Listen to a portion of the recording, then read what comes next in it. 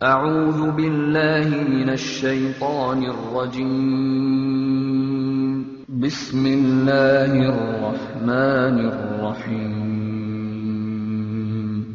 الله نور السماوات والأرض، مثل نوره كمشكاة فيها مصباح، المصباح في زجاجة، الزجاجة كأنها كوكب دري يوقد من شجرة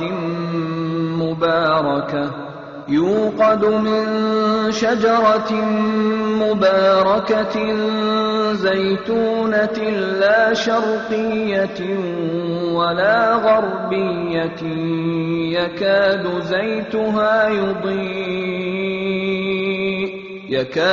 زيتها يضيء ولو لم تمسسه نار، نور على نور، يهدي الله لنوره من يشاء ويضرب الله الأمثال للناس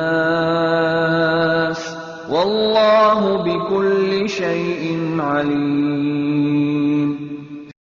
بسم الله الرحمن الرحيم. الحمد لله رب العالمين، الصلاة والسلام على سيد المرسلين وعلى آله وصحبه وسلم. மதிப்புக்குரிய இஸ்லாமிய சகோதரர்களே, அல் குர்ஆனின் உள்ளடக்கம் ஒரு பொது நோக்கு என்ற தலைப்பின் கீழ் நாங்கள் குர்ஆன் சம்பந்தமான முழு குர்ஆனும் என்ன உள்ளடக்கத்தை கொண்டிருக்கிறது என்பது பற்றி இங்கே சுருக்கமாக சொல்வதற்கு முயல்கின்றோம். அல் குர்ஆன் முஸ்லீம்கள் எல்லோருக்கும் மத்தியில் செல்ல வேண்டும் என்பதற்காக நாங்கள் பல வகையான முயற்சிகளில் ஈடுபட்டு வருவது உங்களுக்கு தெரியும். அரபு மொழியை அந்த நோக்கில் நாங்கள் படிப்பித்து வருகின்றோம். சூரத்துல் பக்கரா என்ற ஒரு வகுப்பை ஏறத்தாழ ஒரு 2 வருட காலமாக நடாத்தி வருகின்றோம். ஜுஸு அம்மா என்ற அந்த ஜுஸுவை நாங்கள் பல பிரிவினர்களுக்கும் பல குரூப்புகளாக நடாத்தி வருகின்றோம். அதனை முடித்தவர்களும் பலர் இருக்கின்றார்கள். இதே போன்று கொழும்பிலும் நாங்கள் சூரத்துல் நூர், சூரத்துல் ஹுஜராத், இப்போது சூரத் யாசீன் என்ற 3வது சூறாவை, ஜுஸ் அம்மா என்பதன் பிறகு 4வது சூறாவை நாங்கள் கொழும்பில் ஆரம்பித்து வாமியில் அதனையும் செய்து வருகின்றோம். அவ்வாறே அல் குர்ஆனை சிங்களத்திலும் தமிழிலும் மொழிபெயர்க்கின்ற ஒரு பணியையும் வாமியின் ஊடாக நாங்கள் செய்து வருகின்றோம். இன்ஷா அல்லாஹ் 1 வருட காலத்தில் முழு குர்ஆனையும் சிங்களத்திலும் தமிழிலும் மொழிபெயர்த்து முடிப்பதற்கான முயற்சிகளில் ஈடுபட்டு வருகின்றோம். இவ்வாறு அல் குர்ஆன் முஸ்லீம்களுக்கு மத்தியிலும் முஸ்லீம் அல்லாதவர்களுக்கு மத்தியிலும் போய் சேர வேண்டும் என்பதற்காக எங்களால் இயன்ற எல்லா முயற்சிகளையும் நாங்கள் செய்து வருகின்றோம். இதில் கலந்து பயன்பெறுவதற்கு நீங்கள் எல்லோரும் முயல வேண்டும் என்றும், இந்த முயற்சியில் உங்களால் இயன்ற அளவு ஒத்துழைப்பு செய்ய வேண்டும் என்றும் நாங்கள் எதிர்பார்க்கின்றோம். இது எங்களுடைய அடிப்படையான முதலாவது முக்கியமான பணியாக அமைகின்றது. குர்ஆனுடைய சிறப்பு பற்றியோ அதனுடைய உயர்வு பற்றியோ செல்ல வேண்டிய அவசியமே கிடையாது. கலாமுல்லா, அல்லாஹ்வுடைய வார்த்தை என்ற ஒரு சொல் மாத்திரம் அதற்கு போதுமானது. எனவே எல்லா முஸ்லீம்களுடைய வீட்டிலும் அல் குர்ஆனும் அதன் மொழிபெயர்ப்பும் இருந்த போதிலும் கூட குர்ஆனுடனான தொடர்பு முஸ்லீம்களை பொறுத்தவரையில் மிக மிக பலவீனமாகத்தான் இருக்கின்றது என்பது எங்களுக்கு தெரியும். எனவே இந்த வகையில் நாங்கள் எவ்வாறாயினும் குர்ஆனை எல்லா முஸ்லீம்களுக்கும் மத்தியிலும் கொண்டு சேர்ப்பதற்கான முயற்சியில் ஈடுபடுவது நான் நினைக்கின்றேன் முடியுமான எல்லோருக்கும் இருக்கின்ற ஒரு பெரும் கடமையாக அமைக்கின்றது. அவ்வாறு கொண்டு சேர்க்கின்ற போதுதான் முஸ்லீம்கள் எல்லா வகையிலும் ஆன்மீக ரீதியாகவும் சரி, சமூக ரீதியாகவும் சரி, பணம் பெறுவது சாத்தியமாக மாறும். அது சிறுபான்மை முஸ்லீம்களுக்கு பொருந்தும், பெரும்பான்மை முஸ்லீம்களுக்கு பொருந்தும். எனவே இந்த பின்னணியில் நாங்கள் பலமுறை இங்கு, இந்த ஒரு முறை அல்ல பலமுறை இங்கு பொதுவான சில, அதாவது ஆழம் இல்லாமல் மேலோட்டமான சில குர்ஆன் விளக்கங்களை இப்படியான பொதுவான வகுப்பில் நாங்கள் நடத்தியிருக்கின்றோம். குர்ஆனை பற்றியும் சில பாடங்களை அல்லது நிகழ்ச்சிகளை நாங்கள் லேசாக பொதுவாக நடத்தியிருக்கின்றோம். அந்த தொடரில் மேலும் குர்ஆனுடைய உள்ளடக்கம் என்ன என்பது பற்றி மேலோட்டமான ஒரு அபிப்பிராயத்தை தான் அல்லது விளக்கத்தை தான் நாங்கள் இங்கே சொல்வதற்கு முனைகின்றோம். குர்ஆனுடைய உள்ளடக்கம் என்ன என்பது பற்றி நவீன கால பிரிவில் 2 பெரிய அறிஞர்கள் 2 நூல்களை எழுதினார்கள். ஒருவர் ஷேக் முஹம்மதுல் கஸாலி மஹாவிருல் குர்ஆனுல் கரீம், குர்ஆனுடைய மைய கருத்துக்கள் என்று 5 மைய கருத்துக்கள் என்று ஷேக் முஹம்மதுல் கஸாலி அவர்கள் ஒரு புத்தகத்தை எழுதினார். அது எல்லோருக்கும் இலகுவாக பார்க்கக்கூடிய வகையில், சாதாரணமாக விளங்கக்கூடிய வகையில் அந்த புத்தகத்தை அவர்கள் ஆக்கியிருக்கின்றார். இரண்டாவது யூசுப் கர்தாவி அவர்கள் கைஃபன தஆமல் மால் குர்ஆனில் அலீம், மகத்தான குர்ஆனோடு உறவாடுவது எவ்வாறு என்று இன்னொரு நூலை எழுதினார்கள்.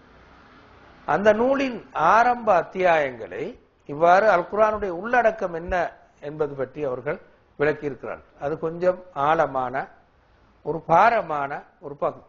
எனவே நாங்கள் அது பற்றி அந்த பகுதியை இங்கே எடுக்கவில்லை. இன்ஷா அல்லாஹ் இன்னொரு சந்தர்ப்பத்தில் நாங்கள் கர்தாவி சொன்ன அந்த அல் குர்ஆனுடைய உள்ளடக்கம் சம்பந்தமான விளக்கத்தை இன்னொரு சந்தர்ப்பத்தில் நாங்கள் பார்ப்போம். இங்கு நாங்கள் ஷேக் முஹம்மதுல் கஸாலி அவர்கள் அல் குர்ஆனுடைய உள்ளடக்கம் பற்றி என்ன சொல்லி இருக்கிறார்கள் என்பது பற்றி நாங்கள் பார்க்கின்றோம். அது விளங்குவதற்கு இலகு, புரிந்து கொள்வதற்கு இலகு என்பதன் காரணமாகத்தான் இதனை நாங்கள் இங்கே சொல்வதற்கு முயற்சிக்கின்றோம். மதிப்புக்குரிய சகோதரர்களே, அல் குர்ஆன் ஒரு சமூகவியல் கலைகள் சார்ந்த நூல், அது ஒரு விஞ்ஞான நூல் அல்ல என்பது நாங்கள் முதலாவது புரிந்து கொள்ள வேண்டிய விடை. அதாவது குர்ஆனுடைய விஷயதானங்கள் எங்களுடைய காலத்து பாஷையில் சொன்னால், இது குர்ஆனுடைய காலத்து பாஷை அல்ல, எங்களுக்கு விளங்குவதற்காக வேண்டி நாங்கள் சொல்கின்ற வார்த்தைகள். ஆனால் உண்மையில் குர்ஆன் இந்த விஷயங்களைத்தான் கொண்டிருக்கிறது. அதாவது குர்ஆன் ஒரு விஞ்ஞான புத்தகம் அல்ல, பயாலஜியை படிச்சு கொடுக்கிறது, பொட்னியை படிச்சு கொடுக்கிறதுக்கு அப்படியான ஒரு புத்தகம் அல்ல. விஞ்ஞான உண்மைகளை அல் குர்ஆன் சொல்வதாக இருந்தால் இந்த விஷயங்களை விளக்குவதற்கு, இவற்றுக்கு ஆதாரபூர்வமாக அமைகின்ற வகையில் தான் அல் குர்ஆன் விஞ்ஞான உண்மைகளை சொல்லும். தன்னுடைய நம்பிக்கைகளை பற்றி சொல்லும் போது அல்லது தான் சொல்ல வருகின்ற சட்டங்களை பற்றி சொல்கின்ற போது அவற்றுக்கு ஆதாரமாக அமைகின்ற வகையில் தான் அல் குர்ஆன் விஞ்ஞான உண்மைகளை சொல்லும். எனவே குர்ஆன் ஒரு விஞ்ஞான நூல் அல்ல, குர்ஆன் ஒரு சமூகவியல் கலைகள் சார்ந்த நூல். தத்துவம், மனோ தத்துவம், அரசியல், இலக்கியம், பொருளாதாரம், சட்டம். நாங்கள் முதலாவது புரிந்து கொள்ள வேண்டிய விஷயம்தான் அல் குர்ஆன் சமூகவியல் கலைகள் சார்ந்த ஒரு நூல், அதொரு விஞ்ஞான நூல் அல்ல என்பது நாங்கள் முதலில் புரிந்து கொள்ள வேண்டிய விஷயம். அதில் இந்த விஷயங்களைத்தான் எங்களுடைய காலத்து பாஷையில் சொன்னால் இந்த விஷயங்களைத்தான் நாங்கள் காண முடியும். நேரடியாக இந்த கலைகள் சம்பந்தமான கலை சொற்களை குர்ஆனிலே நாங்கள் அவதானிக்க மாட்டோம். இந்த கலைகளோடு சம்பந்தப்பட்ட தனி கலை சொற்கள் இருக்கும், நாங்கள் நவீன காலத்திலே பாவிக்கின்ற கலை சொற்கள் இருக்கும். ஆனால் குர்ஆன் அந்த கலை சொற்களை சொல்ல மாட்டாது. ஆனால் அந்த கலை சொற்கள் உள்ளடக்குகின்ற விஷயங்களை சொல்லும். நாங்கள் இதனை ஒவ்வொன்றாக என்ன எப்படி என்று சொல்வது கஷ்டம். ஆனால் குர்ஆனுடைய அடிப்படையான பகுதி இதுதான். அல்லாஹு தஆலா ஒரு நாளும் மனிதனுக்கு விஞ்ஞான பூர்வமாக வழிகாட்டுவதற்கு தூதை இறக்கவில்லை. மனிதன் எவ்வாறு டெக்னாலஜியில் முன்னேற வேண்டும், ஒரு காரை கண்டுபிடிப்பது எவ்வாறு, ஒரு கம்ப்யூட்டரை செய்வது எப்படி, இதற்காக அல்லாஹு தஆலா குர்ஆனை இறக்கவில்லை. அல்லது ஏனைய வேதங்களையும் பழைய நபிமார்களுடைய வேதங்களையும் அல்லாஹ் இறக்கவில்லை. மாற்றமாக மனிதன் இந்த உலகத்திலே எவ்வாறு வாழுவது, எவ்வாறு வியாபார முயற்சிகளில் ஈடுபடுவது, பொருளாதார நடவடிக்கைகளில் ஈடுபடுவது, மனிதனுடைய பல்வேறு நடத்தைகளை ஒழுங்குபடுத்துகின்ற சட்டங்கள் என்னது என்று இப்படி இந்த பகுதியை சொல்வதற்காகத்தான் அல்லாஹு தஆலா உண்மையில் வேதங்களை அதிலும் குர்ஆனை இறக்கி வைத்தான். எனவே குர்ஆன் இந்த பகுதி சார்ந்த நூல். யாருக்கு இந்த பகுதி பற்றிய பின்னணி அறிவு நன்கு இருக்கிறதோ அவரால் தான் குர்ஆனை மிகவும் சரியாக புரிந்து கொள்ள முடியும். தத்துவம் பற்றியும் அரசியல் பற்றியும் இலக்கியம் பற்றியும் சட்டம் பற்றியும் யாருக்கு நல்ல பின்னணி அறிவு இருக்கிறதோ அவரால் தான் குர்ஆனை மிகவும் சரியாக மிகச்சிறந்த முறையில் புரிந்து கொள்வது சாத்தியமாக மாறும். குர்ஆன் விஞ்ஞான உண்மைகளை சொன்னாலும் கூட அவற்றை தான் சொல்ல வருகின்ற கருத்துகளுக்கு ஆதாரம் என்ற வகையில் தான் குர்ஆன் விஞ்ஞான உண்மைகளை சொல்லும். இது நாங்கள் புரிந்து கொள்ள வேண்டிய முதலாவது முக்கியமான விஷயம்.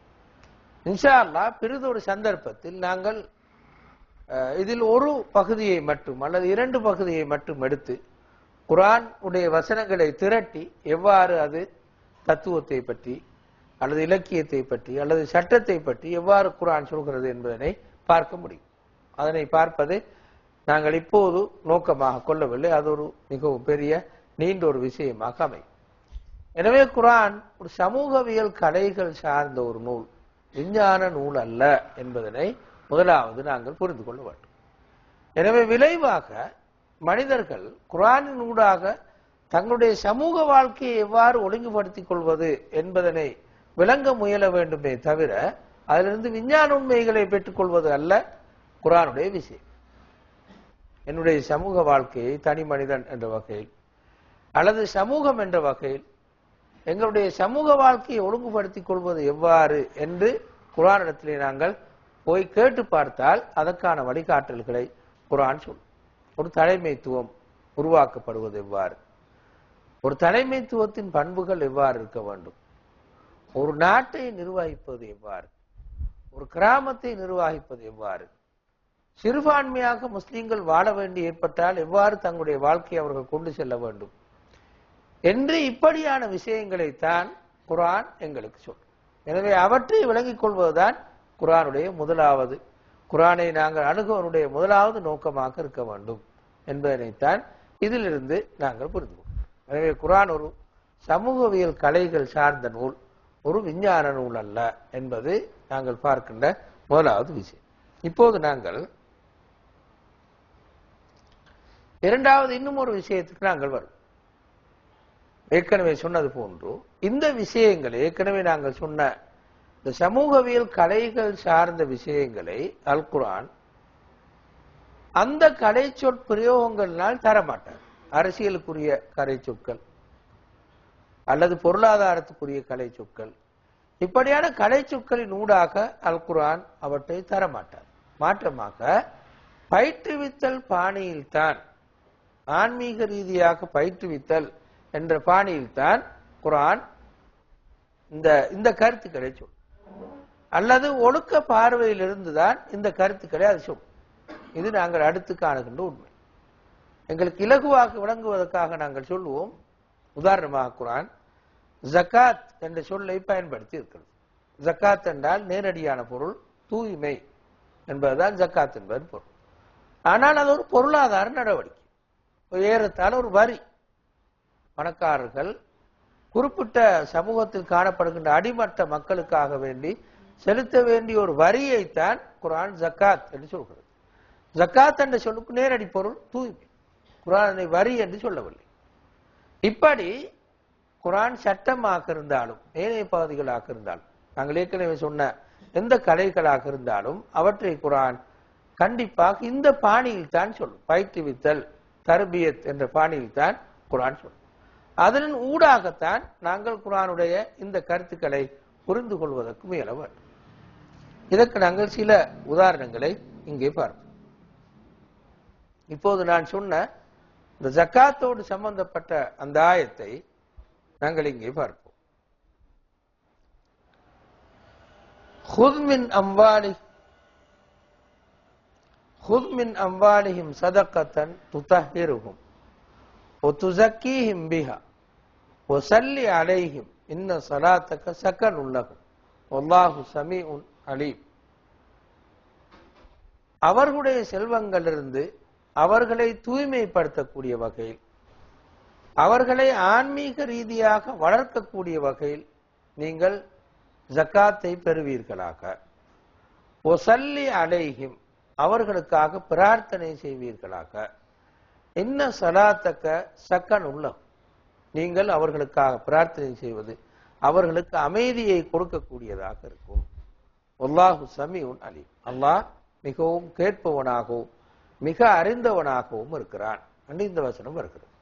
இந்த வசனத்தில் அந்த சாதாரணமாக நாங்கள் பொருளாதார வாழ்வில் காணப்படுகின்ற அல்லது பொருளாதார கலையில் காணப்படுகின்ற எந்த விதமான சொற்களையும் காணவில்லை.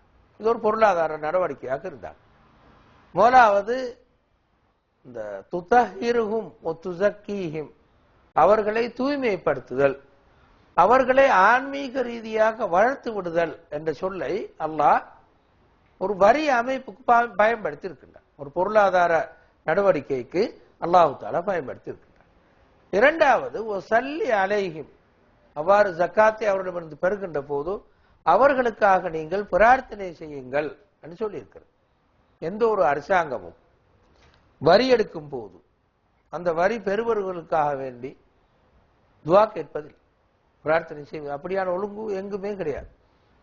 எனவே இந்த அடிப்படையில் தான் குர்ஆன் விஷயம் அந்த பொருளாதார வாழ்க்கையோடு சம்பந்தப்பட்டதாக இருந்தாலும் அல்லாஹு தஆலா இங்கே அதனை ஒரு பொருளாதார நடவடிக்கை என்ற அந்த சொற்பிரயோகத்தை காட்டாமல் ஒரு ஆன்மீக ரீதியான நடவடிக்கை, ஒரு பயிற்றுவித்தலோடு சம்பந்தப்பட்ட ஒரு பகுதி, அந்த குறிப்பிட்ட செல்வத்தை கொடுக்கும் போது ஒருவர் மன தூய்மை கொண்டவராக மாறுகிறார், தன்னை ஆன்மீக ரீதியாக வளர்த்துக் கொள்கிறார் என்றுதான் அல் குர்ஆன் இங்கே சொல்லி காட்டுவதனை நாங்கள் அவதானிக்கின்றோம்.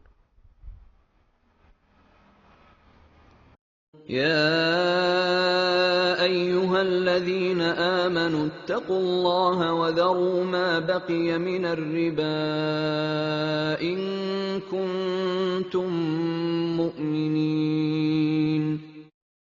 இந்த ஆயத்தும் வட்டியை பற்றி சொல்றாய்.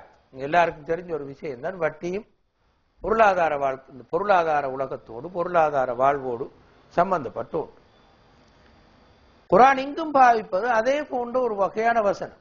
யா அய்யுஹல்லதீன ஆமனு விசுவாசிகளே, இத்தகுல்லாஹ் அல்லாஹ்வை நீங்கள் பயந்து கொள்ளுங்கள். வதரு மா பக்கிய மினர் ரிபா எஞ்சி இருக்கும் வட்டி பணங்களை நீங்கள் விட்டு விடுங்கள். வதரு மா பக்கிய மினர் ரிபா இன் குன்தும் முஃமினீன் நீங்கள் மூமின்களாக இருந்தால் என்று அல்லாஹ் தஆலா ஈமானோடு சம்பந்தப்படுத்தி வட்டியை சொல்கிறார். இங்கும் அந்த வட்டி சம்பந்தமான ஒரு பொருளாதார விஷயம் போன்று விளங்கப்படுத்தாமல், ஒரு பொருளாதார உண்மை பொருளாதார கோட்பாடு சொல்வது போன்று சொல்லாமல் அதற்கு மாற்றமாக ஒரு பயிற்றுவித்தல் பிரயோகித்தான் குர்ஆன் இங்கே சொல்லியிருப்பதனை நாங்கள் அவதானிக்கின்றோம். எனவே இந்த அடிப்படையில் தான் குர்ஆன் எதனை பேச வந்தாலும் கூட, இன்னும் ஒரு உதாரணத்தை நாங்கள் பார்ப்போம், எதனை பேச வந்தாலும் அது சமூக வாழ்க்கையோடு சம்பந்தப்பட்ட கலைகளாக இருந்தாலும் குர்ஆன் அவற்றுக்கு பயிற்றுவித்தல் அல்லது ஆன்மீக ரீதியான சொற்பிரயோகங்களைத்தான் இங்கே பாவிப்பதனை நாங்கள் காண்கிறோம். இன்னும் ஒரு உதாரணம், يا أيها الذين آمنوا كتب عليكم القصاص في القتلى الحر بالحر والعبد بالعبد والأنثى بالأنثى فمن عفي له من أخيه شيء فاتباع بالمعروف وأداء إليه بإحسان ذلك تخفيف من ربكم ورحمة فمن اعتدى بعد ذلك فله عذاب أليم. இந்த ஆயத்திலே பழிவாங்கல் சம்பந்தமாக வராய். ஒருவர் கொலை செய்தால் அதற்கு பழிவாங்கல் சம்பந்தமான ஆயத். ஆனா அந்த ஆயத்தின் அமைப்பு பாருங்க, யா அய்யுஹல்லதீன ஆமனு விசுவாசிகளே, குத்திபா அலைக்குமுல் கிஸாசு ஃபில் கத்லா கொலை செய்வதனை பொறுத்தவரையில் அல்லாஹ் பழிவாங்கலை உங்களுக்கு விதியாக்கி இருக்கின்றான். அடிமைக்கு அடிமையாகவும் சுதந்திரவானுக்கு சுதந்திரவானாகவும் பெண்ணுக்கு பெண்ணாகவும் இவ்வாறு நீங்கள் பழி வாங்க முடியும். ஆனால் ஃபமன் உஃபிய லஹு மின் அஹீஹி ஷைஉன், யாராவது தன்னுடைய சகோதரனுக்காக விட்டு கொடுத்தால், ஒருவரை கொண்டு விட்டார், இதுக்கு பழி வாங்க முடியும். அவருடைய பொறுப்புதாரராக இருக்கிறவர் விட்டுக் கொடுக்கிறார், நான் பழி வாங்கவில்லை என்று விட்டுக் கொடுக்கிறார். அந்த பொறுப்புதாரராக இருப்பவரை பற்றி குர்ஆன் சொல்லும் போது சொல்கிறது மின் அஹீஹி, அவருடைய சகோதரன் என்று சொல்கிறது. அதாவது யாருடைய சொந்தக்காரர் இவர் கொண்டிருக்கிறாரோ அவரை குர்ஆன் இங்கே சகோதரர் என்று சொல்கிறது. கொலை செய்தும் கூட அந்த சகோதர மனப்பான்மையை விட்டு நீங்கிவிடக் கூடாது என்ற கண்ணோட்டத்தில் வமன் உஃபிய லஹு மின் அஹீஹி ஷைஉன், யாராவது தன்னுடைய சகோதரனுக்காக இதனை விட்டு கொடுத்தால் ஃபத்திபாஉன் பில் மஅரூஃப், அதனை மிகச்சிறந்த முறையில் அவர் பின்பற்றட்டும். வ அதாஉன் இலைஹி பிஇஹ்சான், மிகச்சிறந்த முறையில் அதனை நிறைவு செய்து வைக்கட்டும். ذَلِكَ تَخْفِيفٌ مِّن رَّبِّكُمْ وَرَحْمَةٌ, இது உங்களுடைய இரட்சகனிடமிருந்து உங்களுக்கு கிடைத்த இலகுபடுத்தலும் அருளுமாகும். ஃபமன் அத்ததா பஅத ذَلِكَ, அதன் பிறகும் யார் வரம்பு மீறுகிறாரோ ஃபலஹு அதாபுன் அலீம், அவருக்கு கடுமையான தண்டனை உண்டு என்று அல்லாஹ் தஆலா இந்த வசனத்துல இந்த பழிவாங்கலுக்குரிய சட்ட வசனத்தில் எவ்வாறு அமைய வேண்டுமோ அந்த ஒழுங்கை பின்பற்றவில்லை. மாற்றமாக ஒரு ஆன்மீக ரீதியான ஒரு வார்த்தை பிரயோகங்களும் ஒழுக்க ரீதியான சொற்பிரயோகங்களையும் தான் இங்கே நாங்கள் காணப்படும். ரஹ்மா அருள் என்று சொல்லும் போது, இலகுபடுத்தல் என்று சொல்லும் போது, கொலை செய்யப்பட்டவருடைய வழி அவருடைய பொறுப்புதாரரை சகோதரன் என்ற சொற்பிரயோகத்தினால் அழைக்கின்ற போது குர்ஆன் இங்கே சட்ட சொற்பிரயோகங்களை விட்டுவிட்டு அதற்கு மாற்றமாக ஆன்மீக ரீதியான ஒழுக்க ரீதியான சொற்பிரயோகங்களை பாவித்து இந்த வசனத்தை அமைத்திருப்பதனை நாங்கள் அவதானிக்கின்றோம். இனி மொத்தமாக இந்த பண்பை குர்ஆன் முழுக்க காணலாம் என்று இந்த வசனம் சொல்கிறது. நாங்கள் ஒவ்வொரு வசனமா எடுத்து பார்ப்பது கஷ்டம். மொத்தமாக இந்த பண்பை எவ்வாறு குர்ஆன் சொல்கிறது? மொத்தமாக குர்ஆனுடைய பண்புவே இதுதான். அதாவது ஆன்மீக ரீதியாக பயிற்றுவித்தல், ஒழுக்க ரீதியாக பயிற்றுவித்தல் தான் குர்ஆனுடைய அடிப்படையான பண்பு. அது சட்டத்தை சொன்னாலும், பொருளாதாரத்தை சொன்னாலும், அரசியலை சொன்னாலும், இலக்கியத்தை சொன்னாலும், மனதத்துவவியலை சொன்னாலும், எதை சொன்னாலும் குர்ஆன் இந்த சொற்பிரயோகங்கள் நூடாகத்தான் சொல்லும். இது குர்ஆனுடைய பொதுவான ஒரு பண்பு என்று அல்லாஹ் தஆலா இந்த வசனத்திலே சொல்கின்றார். அல்லாஹு நஸ்ஸல அஹ்ஸனல் ஹதீஸ் கிதாபன் முத்தஷாபிஹன் மசானிய தக்ஷஇரு மின்ஹு ஜுலூதுல் லதீன யக்ஷௌன ரப்பஹும் ثم تلين جلودهم وقلوبهم إلى ذكر الله ذلك هدى الله يهدي به من يشاء ومن يضلل الله فما له من هاد. الله نزل أحسن الحديث, அல்லாஹ் மிகவும் அழகான உரையை இறக்கியிருக்கின்றார். மிக அழகான ஒரு உரையை குர்ஆனுக்கு தான் குர்ஆன் அந்த சொற்பிரயோகத்தை பாவிக்கிறது. உரையை இறக்கியிருக்கின்றார். அது கிதாபன் முத்தஷாபிஹன், ஒன்றை ஒன்று ஒத்த வசன ஒழுங்கை கொண்ட சொற்பிரயோகங்களை கொண்ட கருத்துக்களை கொண்ட ஒரு புத்தகமாக இருக்கிறது. மசானிய, அது கருத்துக்களை எப்பொழுதும் திருப்பி திருப்பி சொல்லக்கூடியதாக குர்ஆன் இருக்கு. ஒரு கருத்தை ஒரு முறை சொல்லாமல் பலமுறை வலியுறுத்தி சொல்லக்கூடியதாக இருக்கு. தக்ஷஇரு மின்ஹு ஜுலூதுல் லதீன யக்ஷௌன ரப்பஹும், தங்களுடைய இரட்சகனை பயப்படுபவர்கள் அதனை கேட்கும் போது அவருடைய உடம்பு புல்லரிக்கும். தக்ஷஇரு மின்ஹு ஜுலூதுல் லதீன யக்ஷௌன ரப்பஹும், குர்ஆனை யாராவது கேட்டுக்கொண்டிருந்தால் அவருடைய உடம்பு புல்லரிக்கும். சும்ம தலீனு ஜுலூதுஹும் வ குலூபுஹும் இலா திக்ரில்லாஹ், பிறகு அவருடைய உடம்பும் உள்ளங்களும் அல்லாஹ்வை ஞாபகம் கொள்ளக்கூடிய வகையில் இலகுபட்டு போகும். அதாவது கடினமாக இருக்காமல் இலகுபட்டு போகும் என்று அல்லாஹ் தஆலா குர்ஆனுடைய பண்பை இங்கே சொல்கிறார். இந்த பண்பு கொண்டதாகத்தான் குர்ஆனுடைய வார்த்தைகள் அமையும். வெறுமனே சட்டத்துடைய வறட்சி, தத்துவத்துடைய அந்த தர்க்க ரீதியான போக்கு, இதுகள் ஒன்றும் குர்ஆன்ல இருக்க மாட்டாது. மனிதண்ட உள்ளத்தை தொடக்கூடிய வகையில், மனிதனை உணர்ச்சி வசப்படுத்தக்கூடிய வகையில் தான் குர்ஆனுடைய வசனங்கள் அமைந்து காணப்படும். ஆனால் அதில் ஏற்கனவே நாங்கள் சொன்னது போன்று தத்துவம் இருக்கும், சட்டமும் இருக்கும், இலக்கியமும் இருக்கும். இந்த பகுதிகளை தான் சொன்னாலும் குர்ஆன் இந்த வார்த்தை பிரயோகத்தை கொண்டதாகத்தான் அமையும். நாங்கள் ஏற்கனவே சொன்னது போன்று ஜகாத் ஒரு வரி அமைப்பாக இருந்தாலும் அதனை வரி என்று சொல்ல மாட்டார்.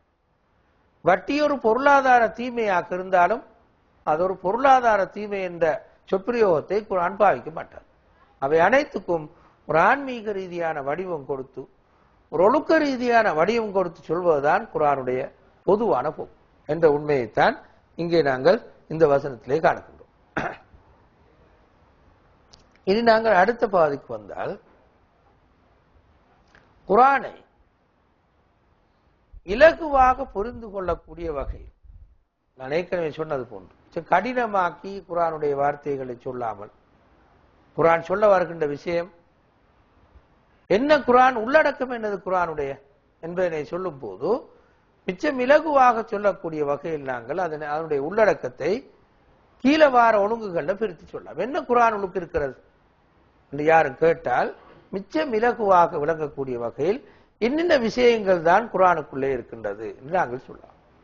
ஏற்கனவே சொன்னது போது தத்துவம், மனோதத்துவம், சட்டம், சமூகவியல், இந்த வார்த்தை பிரயோகங்களை பாவிக்காமல் பொதுவாக எல்லா மனிதர்களுக்கும் விளங்கக்கூடிய வகையில் குர்ஆனுக்கு என்ன இருக்கிறது என்று நாங்கள் இலகுவாக கீழே வார மாதிரி விளங்கப்படுத்தலாம். இன்ஷா அல்லாஹ் பிறகு ஒரு நேரம் அதை நாங்கள் விரிவாக சொல்லக்கூடிய வகையில் இருக்கும். இப்ப நாங்கள் மிகவும் இலகுவாக விளங்கக்கூடிய வகையில் குர்ஆனுடைய உள்ளடக்கம் என்னது, என்ன குர்ஆனுக்கு இருக்கிறது என்பதனை நாங்கள் இப்போது முழு குர்ஆனும் என்ன அடக்கி இருக்கிறது, முழு குர்ஆனை சுருக்கி சொன்னால் எப்படி எங்களுக்கு சொல்ல முடியும் என்பதனைத்தான் நாங்கள் இங்கே பார்ப்பதற்கு முயல்கின்றோம். இந்த 5 பகுதியும் தான் முழு குர்ஆன். ஒன்று, அல்லாஹ் ஒருவன் என்ற கருத்தை விளக்குவது. இரண்டாவது, மீள் எடுப்பப்படலும் கூலி வழங்கலும். அதாவது இன்னும் ஒரு உலகம் இருக்கிறது, மனிதன் மரணித்ததன் பிறகு அவன் மீண்டும் எழுப்பப்படுவான், அதற்கான கூலி அவன் இந்த உலகத்திலே செய்ததற்கான கூலி அவனுக்கு கொடுக்கப்படும். மூன்றாவது, அல்லாஹ் தஆலா இந்த உலகத்தை, படைப்பினங்களை, பொருட்களை அல்லாஹ்வை காட்டக்கூடிய பிரபஞ்சமாக காட்டுகின்றார். குர்ஆன்ல எங்க நாங்க போய் படைப்பினங்கள் சம்பந்தமான ஆயத்துக்களை வாசித்தாலும் அல்லாஹ்வுடைய கருத்து என்னவென்றால், குர்ஆனுடைய கருத்து என்னவென்றால், எல்லா பொருளும் அல்லாஹ்வுடைய படைப்பினங்கள்